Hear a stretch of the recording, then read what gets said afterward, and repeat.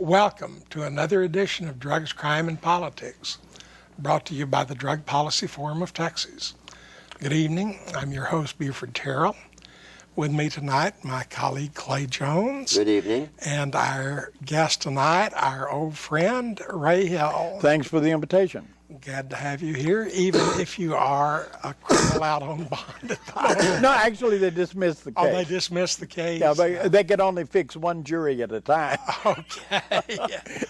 Well, we'll get back to listen to your tale here in a minute. There are several little news items I think we need to bring up.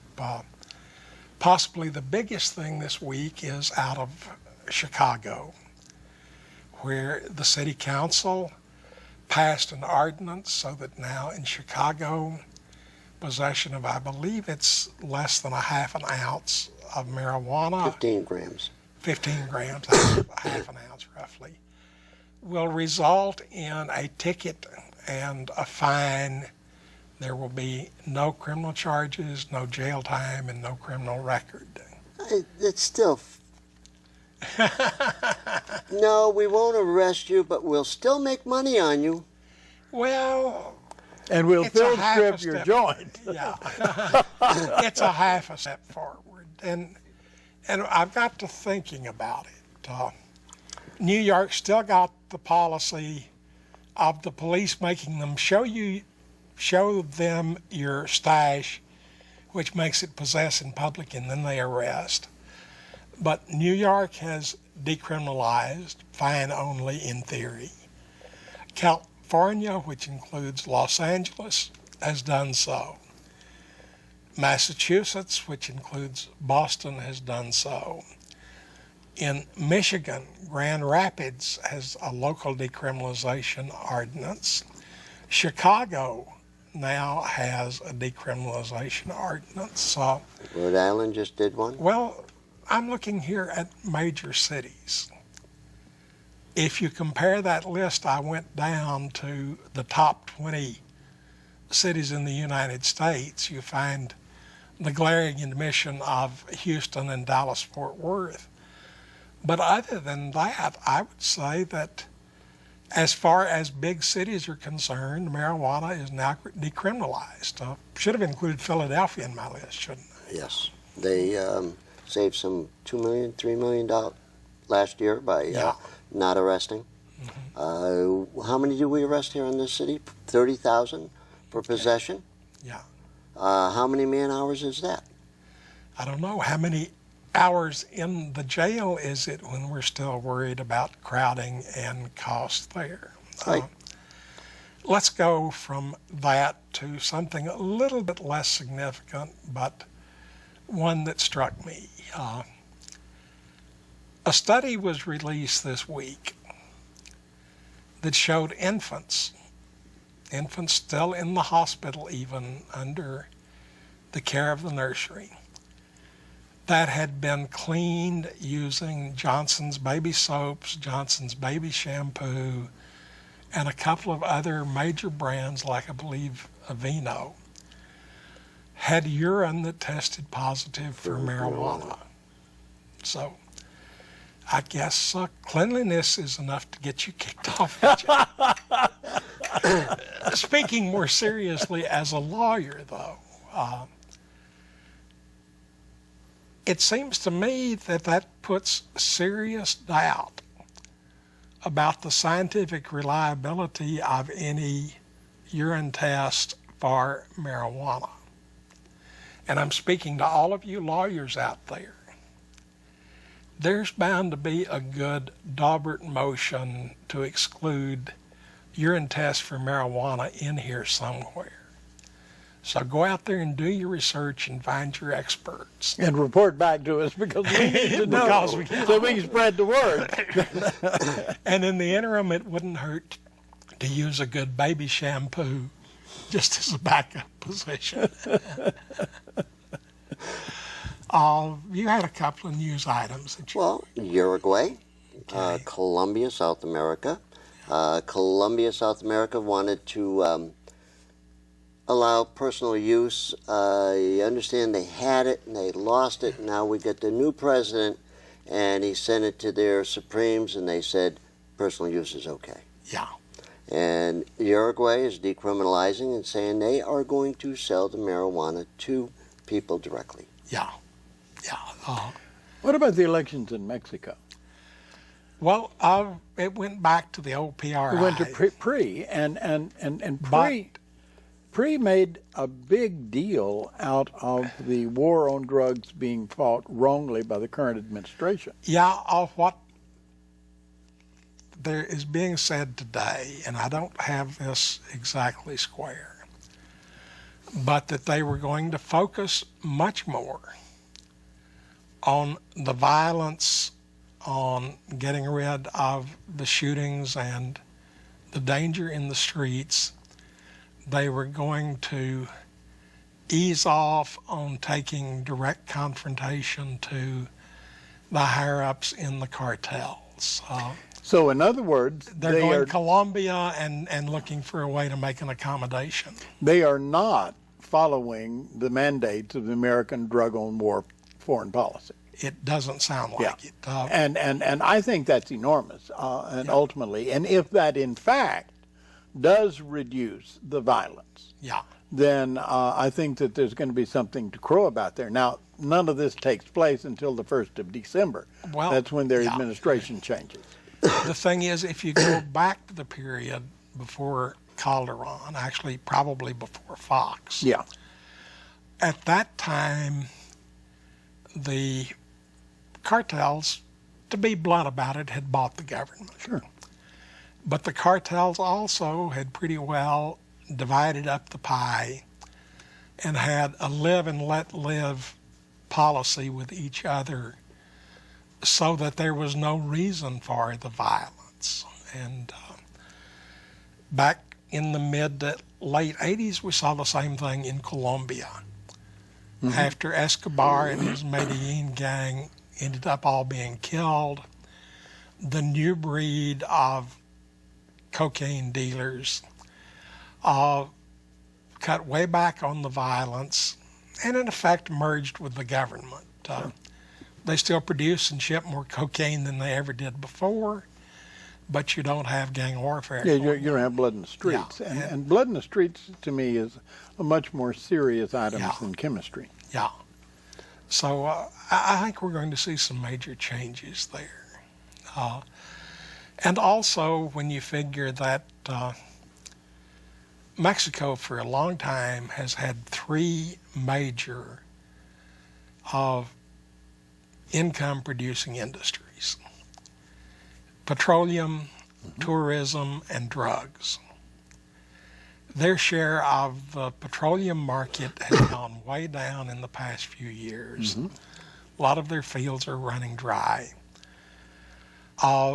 Tourism has definitely been hurt by the effect that reports of violence have had on America, which is their main market. So by focusing on the violence instead of focusing on the drugs, I think there's at least some thought there of maybe rebuilding the tourist industry some.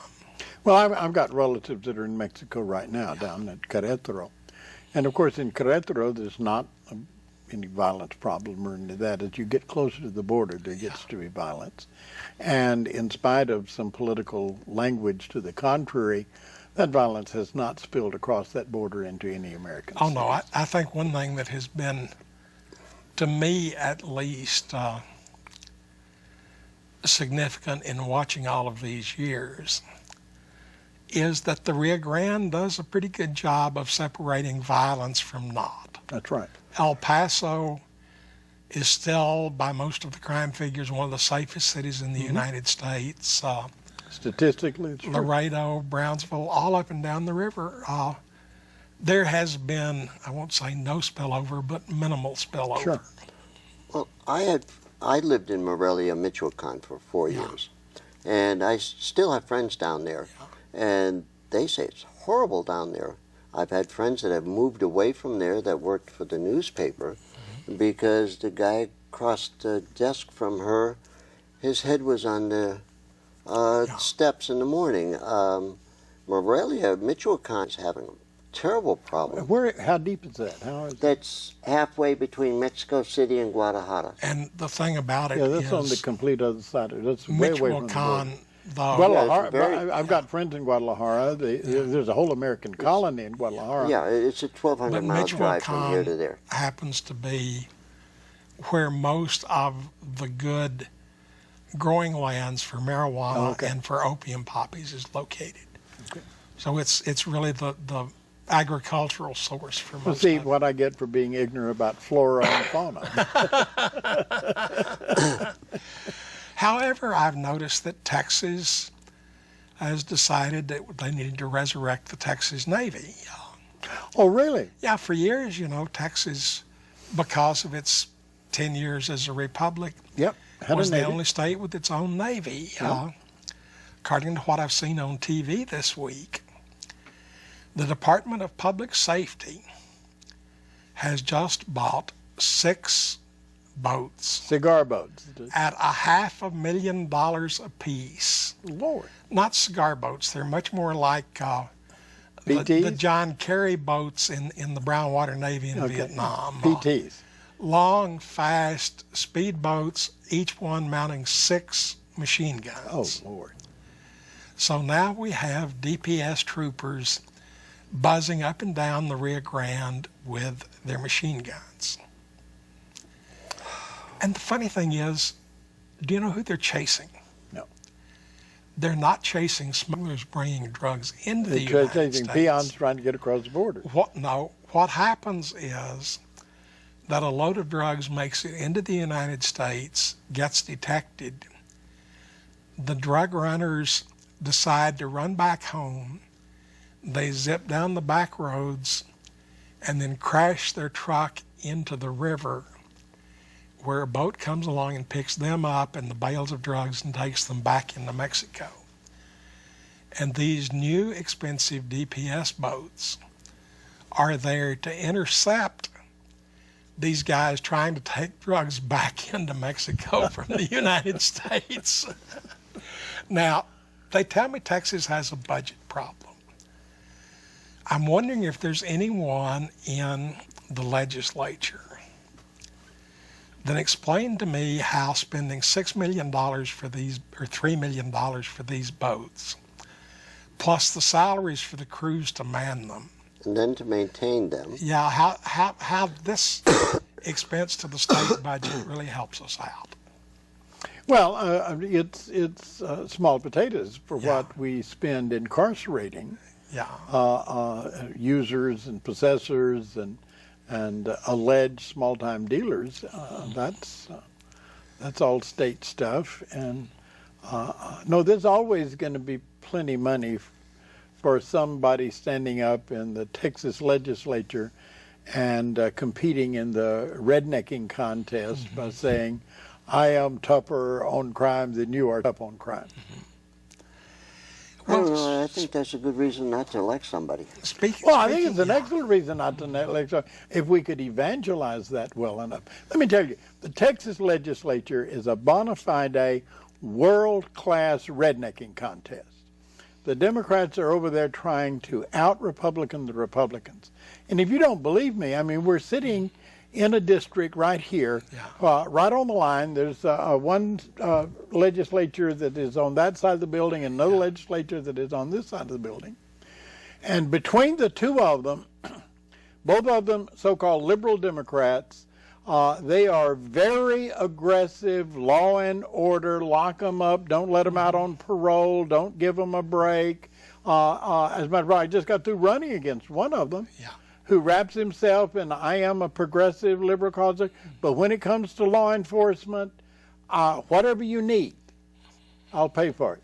Yeah. The Democratic Party finally came out against the death penalty, but they did not pass a legalization of marijuana resolution at that convention. Yeah. Don't tell me it wasn't there because I helped put it there. Came out of my precinct. Okay. Well, I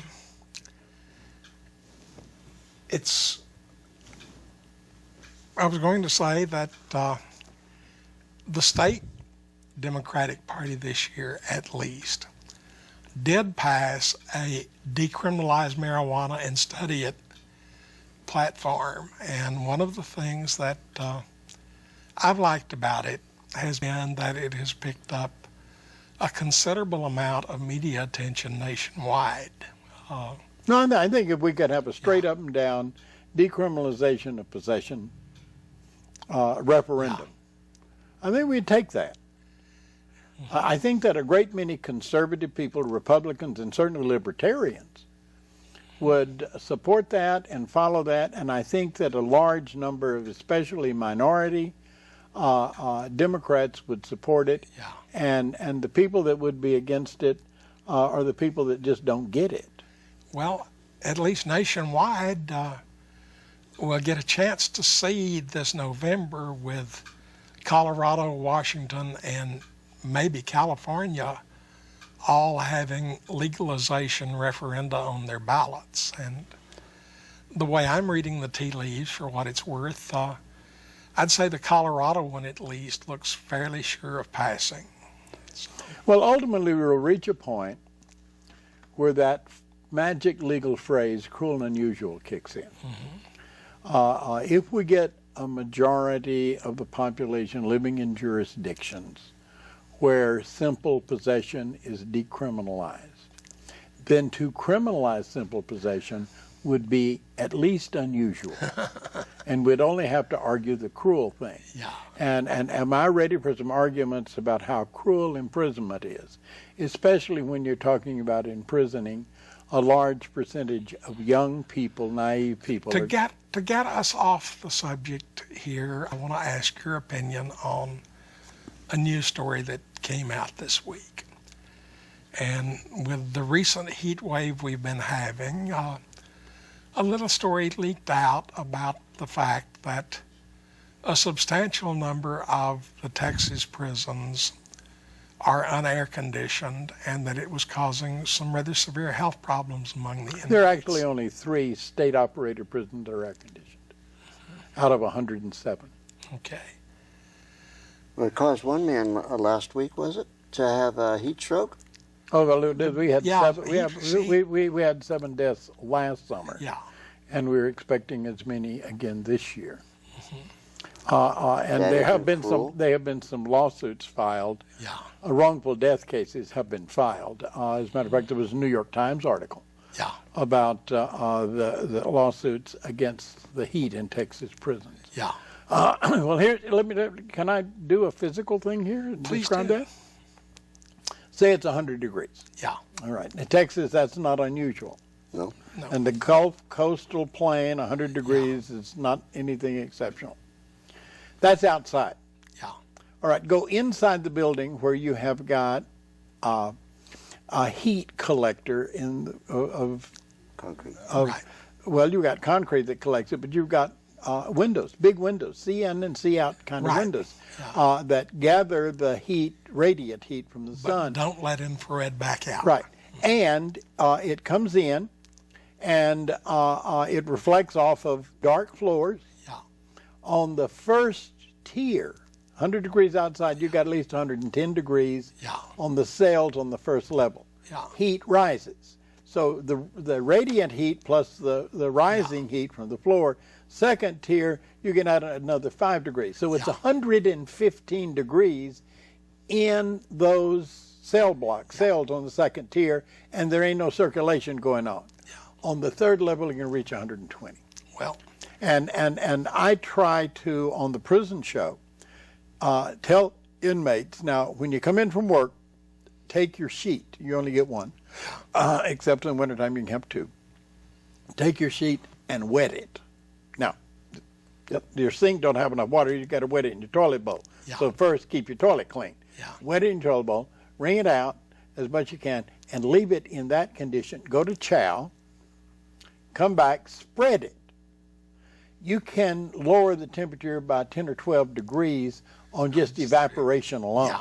Or you can sleep underneath it. No, Sleep in it. you're better off sleeping on Better top of it. On top of it, yeah. Well, On top what- of it, because when- the evaporation is going to help. Well, When I I was grew up in- in the desert side of the state. Yeah. And until I was a teenager, evaporative coolers were Yes, the yeah. only air conditioners we had. Those They are small were- coolers, they Yeah. were wonderful out there. Yeah. Because I've always been told that if you sleep underneath the blanket, or make a tent out of it, the exchange from convection to It's steam, the it cools that area. It's the same thing as a swamp cooler. But that means you've got a way to prop it up and so it's not on you. Mm-hmm. Yeah. But no matter what you think a prison is for, once the state takes custody of someone and fixes it so that that person depends upon them for everything to do with life, period, Yeah. then there's an obligation to treat them humanely. Mm-hmm. And no air conditioning in a Texas summer is not humane treatment. Let's take a break and come back and maybe find out about Ray's latest adventures.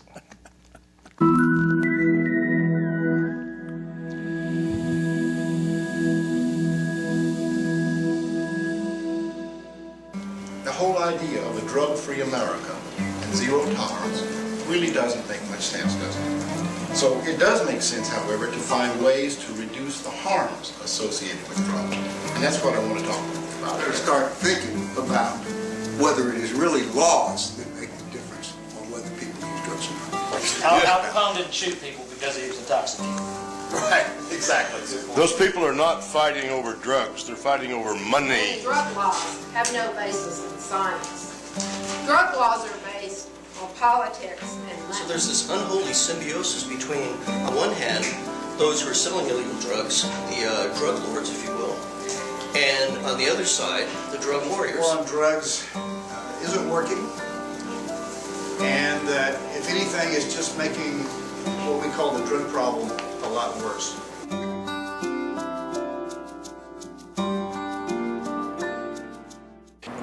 I think the Bible is pretty clear that it expects justice and mercy and compassion. And I believe that to start with, and from my work as a criminologist, that our drug policy falls quite short on the issue of justice. That people are unequally treated depending on their ethnicity, their social class.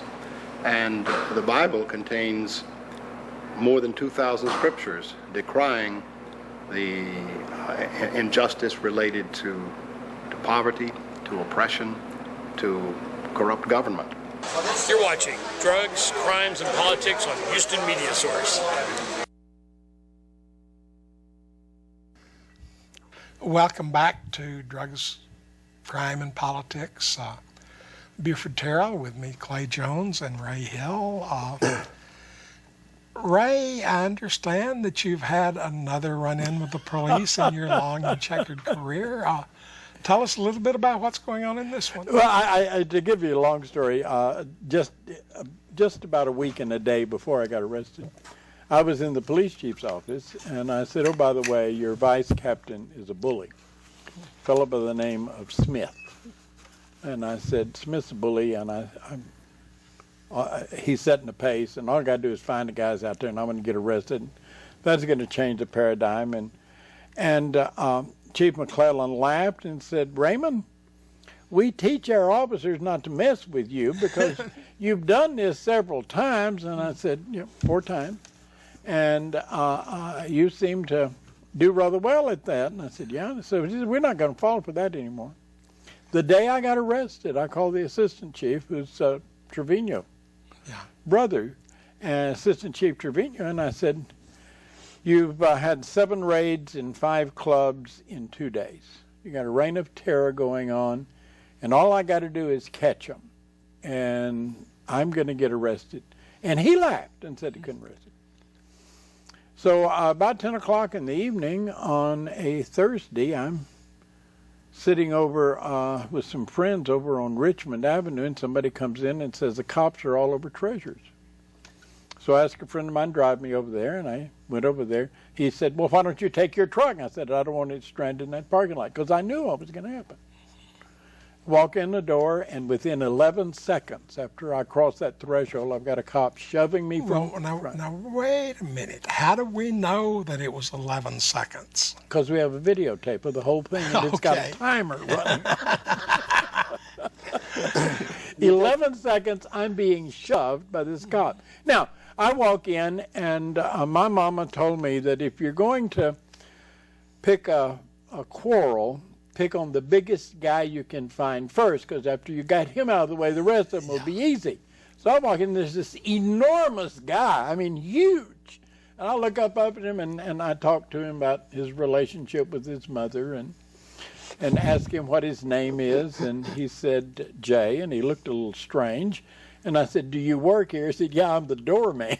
I said, oh, I'm sorry. And I turned around, there was a police officer here with a jacket on, and I started talking about his relationship with his mother, and he started shoving me. And then 2 other cops came behind me, and they handcuffed me, and I'm in the building 46 seconds from crossing threshold coming in to being perp walked across the same threshold. Well, they carry me to jail. I have my lawyer notified. My lawyer goes to DA intake. Yeah. Waiting for the offense report to come. It comes over the internet now. Yeah. And so he's sitting there at the DA intake, and here comes the offense report, and my lawyer says, can I have that? My lawyer is Stan Snyder. He's a very well-known lawyer. The DA at the intake level knows him, a little bit afraid of him. Yeah. Gives him the offense report, and then about noon the next day, 2 officers come to talk to me in jail. And I said, are you out of your mind? I mean, do you know who you're dealing with here? I wouldn't have a conversation with you. I've been charged with aggravated assault on a police officer, a felony offense. And I know the charge is bogus, but that's what I'm charged with. And at Buford, I'm not going to engage a detective in a conversation. Now, if Stan were sitting in my lap and brought Paul Nugent sit on the other leg, then we could have this 3-way conversation with a cop. I said, you got to be crazy. And they said, well, Raymond, I know all these people. We thought you'd just tell us what happened. I said, I don't have to tell you anything. It was all on videotape.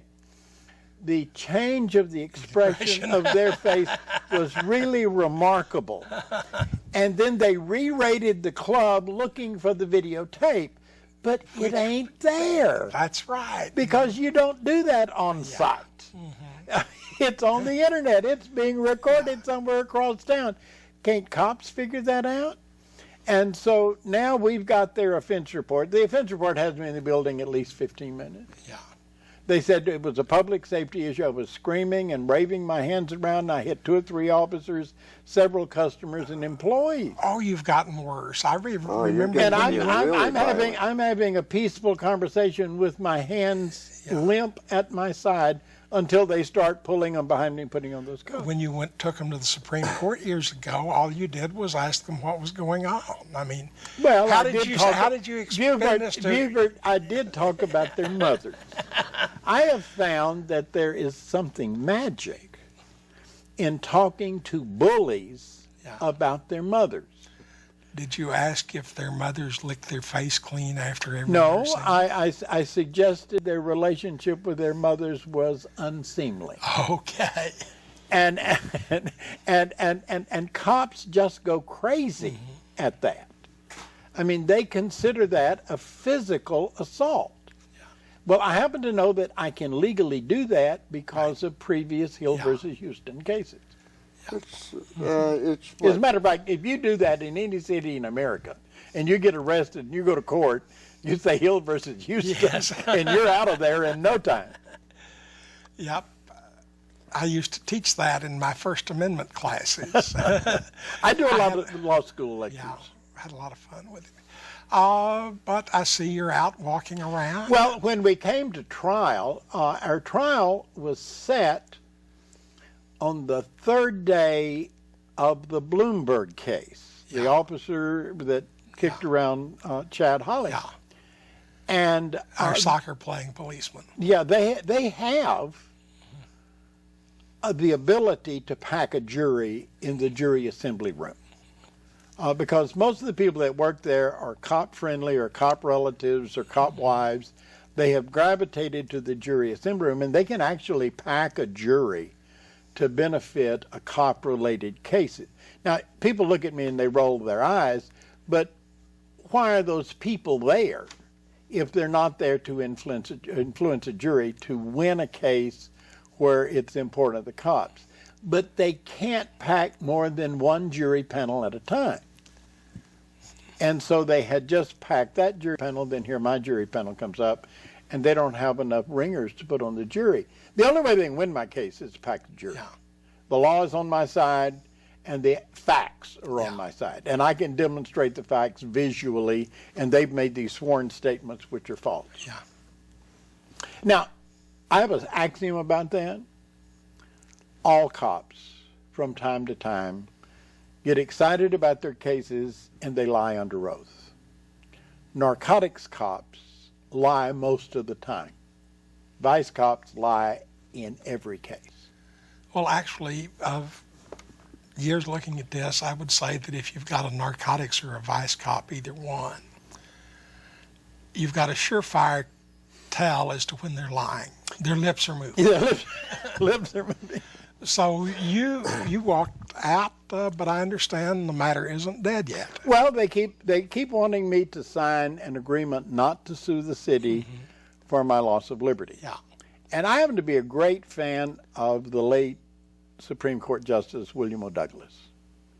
And in a Houston case about how long you can hold somebody in Houston City Jail, William O. Douglas, writing for the majority, said a man's liberty is worth more than his money, no matter how much of either you're talking about. Yeah. And I take those words to heart. And so when they take my liberty, I want to be compensated for it. I happen to have a rate for that. Yeah. My rate for going to jail for chicken stuff is $50 a minute. Okay. And so I think they owe me a good $75,000, $80,000 for the hours I spent in jail. Okay. Well, I want to follow this up. You had the video from the surveillance camera. The Bloomberg case, we had a video from a camera. Yeah. On a building. Yeah, on a building. There have been a lot of cases lately across the country that have involved people with cameras in their phones that have videotaped various instances. And we've recently had some federal court saying very clearly that a citizen has the right to videotape a police officer in action so long as he doesn't physically interfere with what's going on. And the Occupy movement has come up with some amazing tapes. That cop with a spray can, remember? For some time, I have been recommending to people that if they're going to go out or go to a club or anywhere else, that they at least have a companion with them and have their phones packed and ready. Kind of like the designated watcher. Yes. And lately I've been thinking even further. Several years ago, police forces started installing video cameras in their patrol cars. Most of them, anytime the flashing lights are on, the video camera is on. For a few years, we got some pretty horrendous things on videotape. It cut both ways. But since then, there has been, as near as I can tell, a vast decrease in the number of complaints about traffic policemen misbehaving. I've been thinking the technology's to the point now that you could put a little Wi-Fi transmitter on a policeman's belt and clip a little bitty pea-sized camera onto his uniform shirt. Sure. I don't see any reason why we can't have a full video recording of everything every policeman does every minute they're on duty. Now, most of the time, this would just go into a sealed record and stay there, unless there was a need to bring it into court, and you can have the judges Do you think this is a Absolutely. possibility? I think it's possible. It's certainly technically a possibility. Yeah. There's no question about the technology being at that great. You won't get a single policeman to say, "Oh, I'll wear that." Well, I'm not asking them. Well, I'm telling them. let me give you some feedback on that. Yeah. Do you have any idea how valuable that would be to a police officer when someone is belligerent and demeaning? Yes. If he can use it on, it cuts both ways. It's like those dashboard cams. Are like the would you like to have it if you were a policeman and a woman comes in and says, he only gave me that ticket after I refused to have sex with him? Sure. And there's a lot of other kind of cases that shows it cuts both ways. Yeah. And you know, there was at one time, Professor, a theory that the function of courts was to discover the truth. Have you been around long enough? I've vaguely heard that. You've been around long past, enough to do that. But there was a time when going to court was to discover the truth. Now, if the law is severely messed up, like simple possession or delivery by giving a friend a joint, if the law's messed up, the truth is harmful to justice. But if the law is not messed up, like the security of that officer to professionally do his duty, and if he's behaving like a professional, or citizens having the right, freedom of assembly and do what they do, then the truth is to the advantage of it. Let me bring up something here. And the book now is over 10 years old, but Barry Schenck of Project Innocence and one of his co-workers came out with a book called Actual Innocence. When they went through all of the exonerations up until that time, went back to the trial courts to find out what went wrong. And it was amazing the number of them that, the biggest one was eyewitness identification was screwed up. Sure. But after that, the two largest ones were police lying or fabricating evidence, prosecutorial misconduct, and prosecutors assisting them in doing it. Now, just a couple of weeks ago, we had a North Carolina judge and a prosecutor that was arrested for exactly that. Yeah. That's the unusual part is they got arrested. The unusual part is they get arrested because I've thought, and this is going far beyond the scope of anything. But if we take a county like Harris County, which is big enough, the first thing I would do would be grand juries would have their own lawyer to advise them so that the district attorney would have to come in as an applicant to the grand jury, not be their legal advisor too. And the second thing I would do is I would separate out the public misconduct office from the district attorney's office, so that any accusation of police misconduct, elected official misconduct, prosecutorial misconduct would go to an independent agency that's all they did with full subpoena power. Now the problem today, the DA and the police are partners. Yeah. They work together to present cases. They do it time after time. Well, like in my case. Yeah. In my case, whenever the DA comes with a proposal, we will not refile these charges. Mr. Hill will. Well, what's it to you? Yeah. Well, I mean, you're the county prosecutor. But if you could, what's it to you about the civil stuff? Partnership up with an outside agency, I think that could help clean up a lot of it. And I also like what a lot of states do, in that they don't allow district attorneys to appeal cases. All criminal appeals are handled by a state attorney, because the problem is prosecutors get an ownership interest and do whatever it takes to uphold. So if I could separate these functions into separate ones, checks and balances, I think Sure. is what some of the old people call it. Reasonable idea. We've got to take another break and come back. Ray and I'll stop chattering for a minute or two. No, you won't.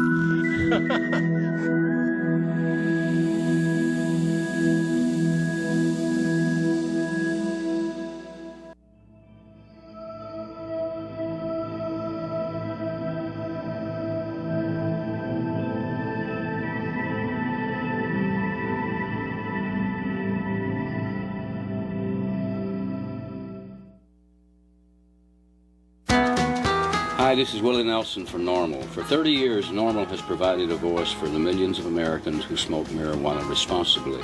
More than 500,000 Americans are arrested each year for smoking pot. These are ordinary citizens like you and me, whose lives and careers are being needlessly destroyed. To learn how you can help, contact NORML at www.norml.org or call toll-free at 888-67-NORML. Lawyer. I'm a journalist. I'm a student.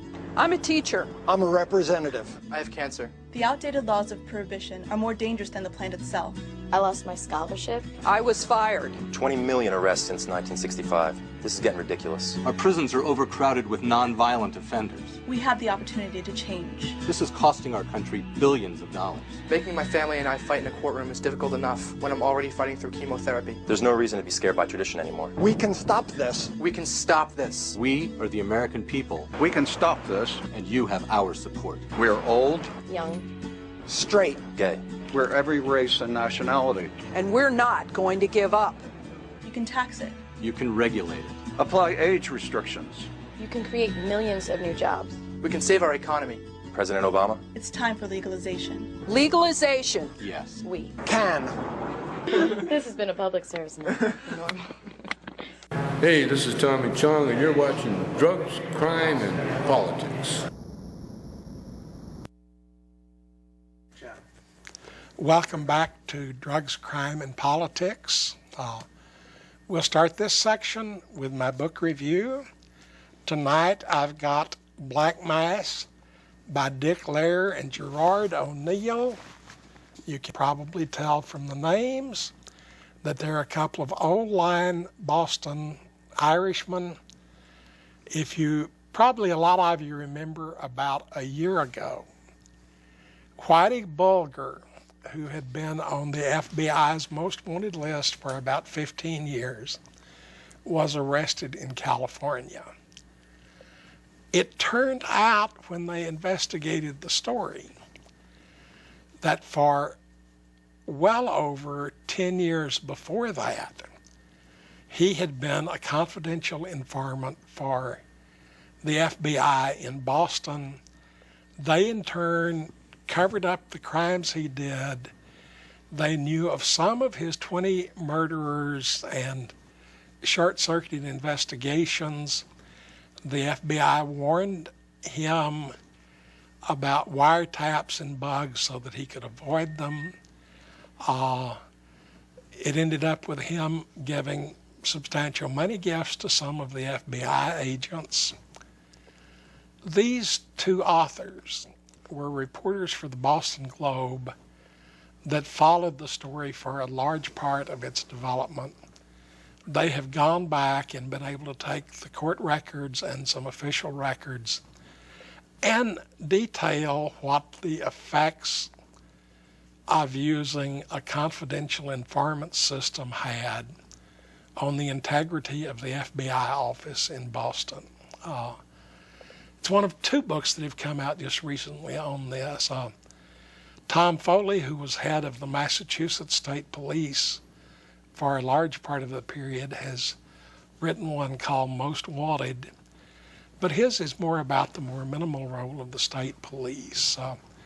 Black Mass gets inside the FBI office, not only in Boston, but all the way up to Washington, and really details what effect long-term involvement of law enforcement officers with confidential informants does to destroy the integrity of law enforcement.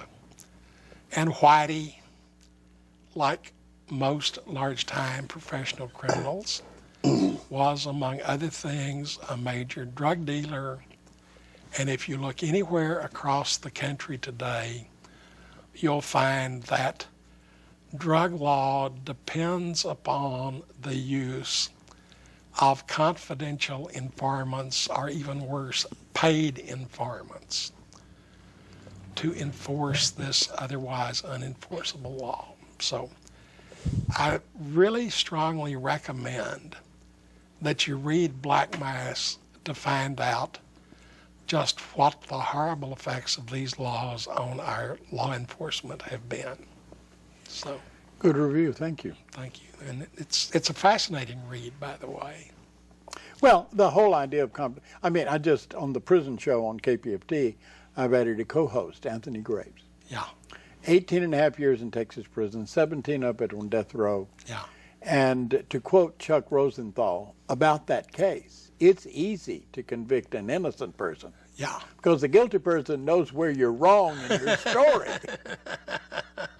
And Anthony was fingered by the guy that did it, who wound up being kind of a co-defendant. Yeah.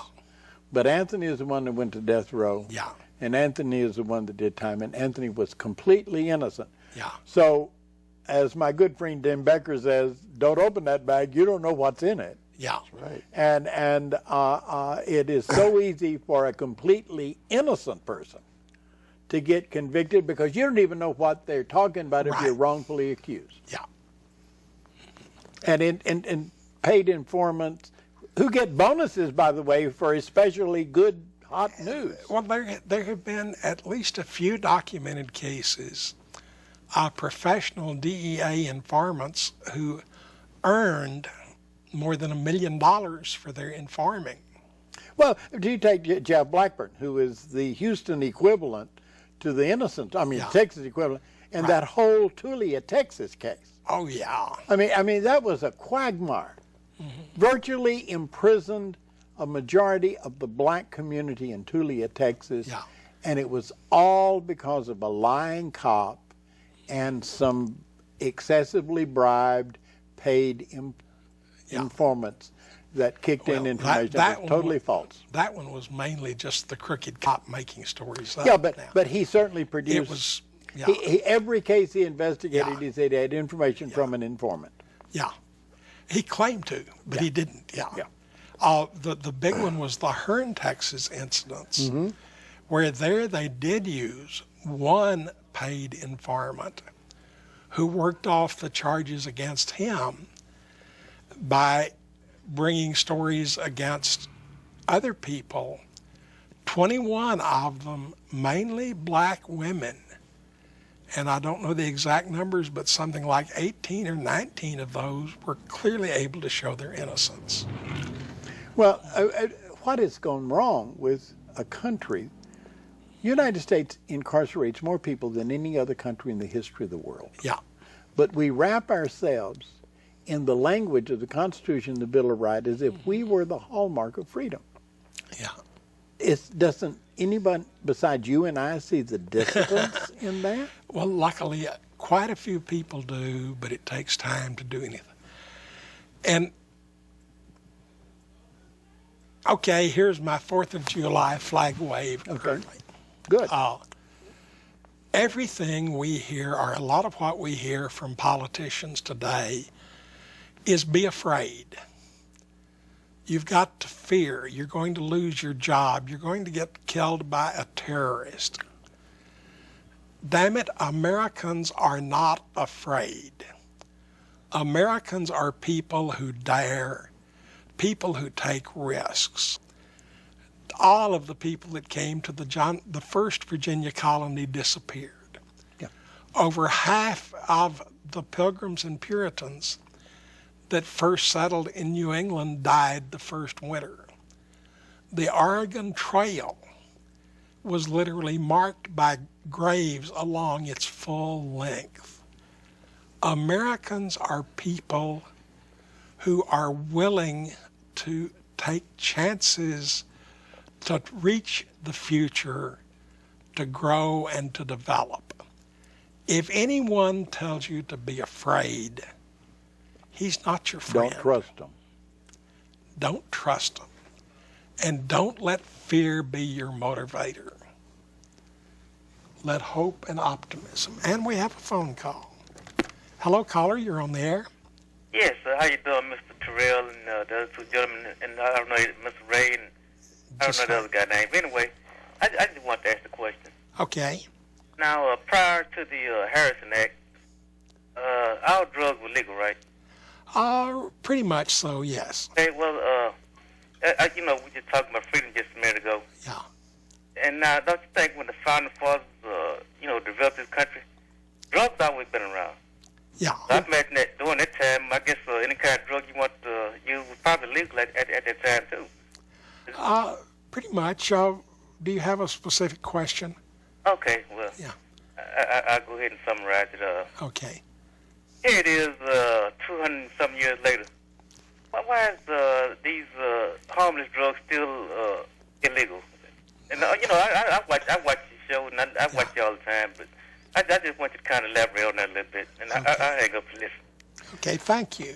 Well, in America, actually, after cotton, hemp was a major agricultural product. We used a lot of rope on ships. Yeah, it was basically pushed out by nylon. But yeah, a friend of mine points out that before the Harrison Act, you never heard of a drug addict and you never heard of anyone going to jail for drug use. Yet there were more habitual morphine and opium users in the 1890s than we have today. Mm-hmm. I recently just found a marvelous book that dates from 1782 mm-hmm. by a man who was from France, moved to this country, and wrote letters from an American farmer about his travels along the New England coast. And he talks about the wives in Narragansett in 1782 who had a custom of every morning drinking a cup of opium tea, mm-hmm. and they grew poppies in their front yard to provide their own opium. So, yeah, Ben Franklin was a heavy opium user for over 20 years. He suffered horribly from kidney stones. Yes. But he was just as high as he could be on opium. Did a pretty good, amazing thing of laying some foundation. At the time he was working on writing the Constitution. So. And the Almanac. Yeah. Mm-hmm. So, yeah, we found out. Drug laws were kind of put into place to throw people out of our country. The Irishmen after the railroad, the Chinese after the railroad. To some extent, we see the first prohibition of alcohol movements. At the same time, we first see the strong reactions to Irish, particularly immigrants in the 1840s. California passed its own anti-opium act trying to get rid of Chinese immigrants, and the Anti-Smoking Opium Act of 1809, our first anti-drug law, was done to satisfy the Californians about trying to get rid of the Chinese. So there's always the element of ridding ourselves of the other. That's right. And that, funny, we didn't try the tobacco thing against the Native Americans.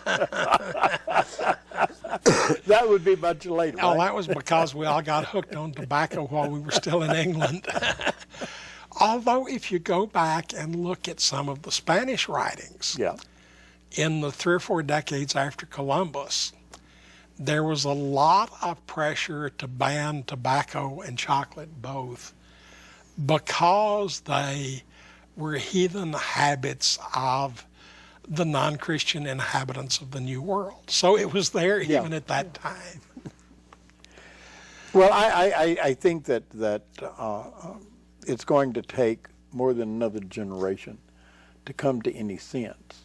And part of the reason is, they have been closing sections of prisons lately. Yeah. Not because they're overcrowded, but because the ratio between inmates and guards has been unconstitutional as long as anybody can remember. Yeah.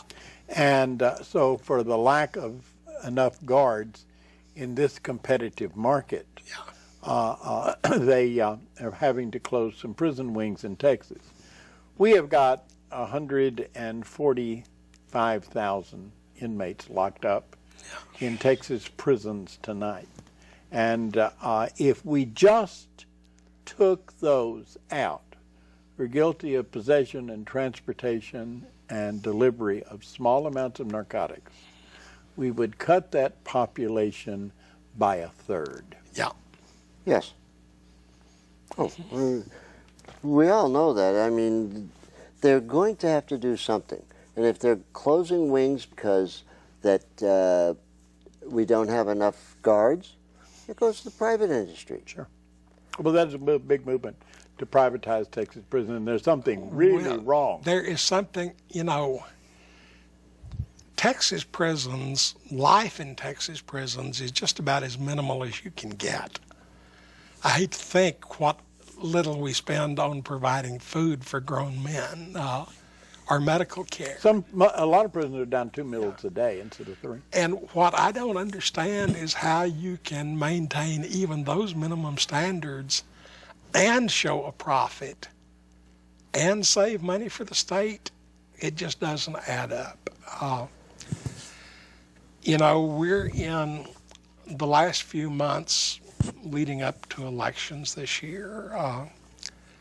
You're going to hear a lot from candidates for all kinds of offices. As you listen to these people, be skeptical. Apply a very tight truth filter to what they tell you. And my own thought is, if you can fit it on a bumper sticker, it's not really the answer to anything. Don't accept anyone's 5-second slogan for an idea. Ask them what they really mean. And we'll see what else develops in the worlds of drug, crime, and politics over the next 2 weeks. I want to thank Ray Hill again. You're it's welcome. always fun to have you here with us. And we'll see the rest of you at our next broadcast.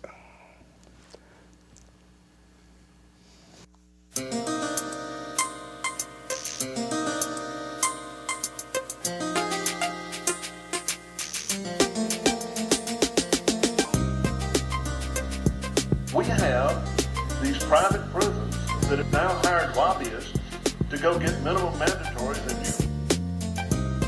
I began to understand that the 17 or the 19-year-old kid I had in the backseat of my police car was not a criminal at all. Remove the profit motive. If you remove the profit motive, you can do away with almost all these problems. And how do you do that? Simple. You end prohibition, which can only mean one thing. Legalize drugs. Legalize all drugs. If we really want to improve our urban neighborhoods, the most important thing that we could do, the single most important thing that we could do, is end the war on drugs.